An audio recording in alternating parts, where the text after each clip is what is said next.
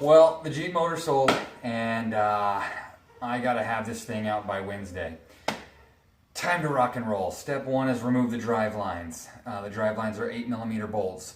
I'm not gonna walk you guys through this step by step. Number one, it's pretty self-explanatory.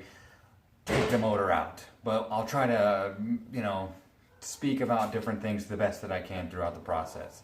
I haven't decided yet whether or not I'm going to pull the motor out with the transmission or I'm going to drop the transmission out first. I don't know. We'll see. Let's do this. Let's do it! Well, I totally did not give you guys any info on anything as far as the process. Looking a little antifreeze. But this is the progress I've made. So I've got just about everything disconnected. I think that I am missing my ground strap back there. Gotta get that soundbitch out of there. I had a catastrophic failure with the top two Torx bolts on the AX15 transmission, which are right on top down there. One is like a 9mm and one is like a 10mm. I hate those two bolts. I always have. I hate it. I've had this transmission in and out of here a couple of different times on a couple of different reasons.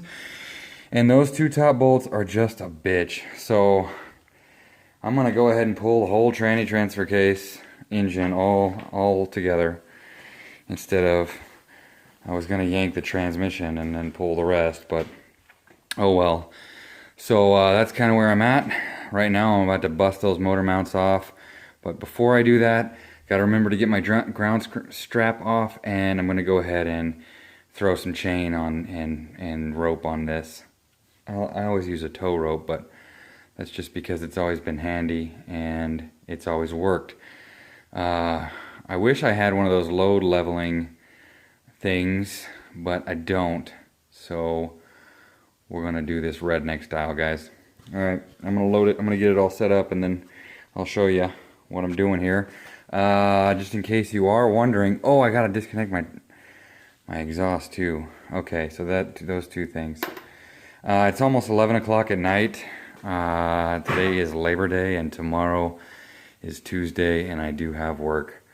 So probably gonna disconnect the exhaust and that ground strap and maybe loosen the motor mounts, and then we are gonna be about done for the night.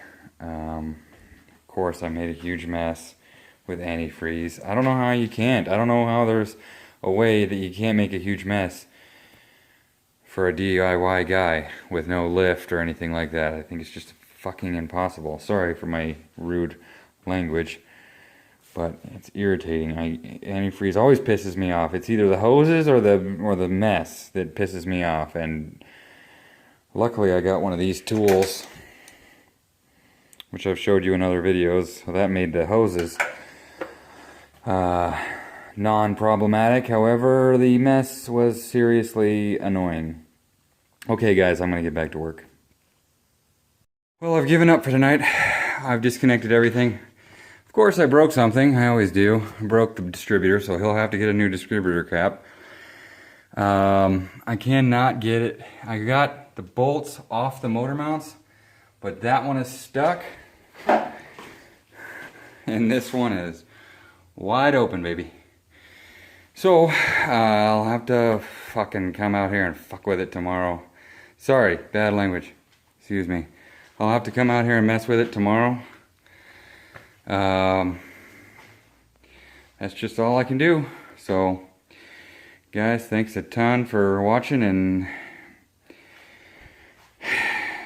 you better be worth it, man. You better be the coolest thing I've ever done, because this is retarded. Pocket full of shells. Like, comment, subscribe.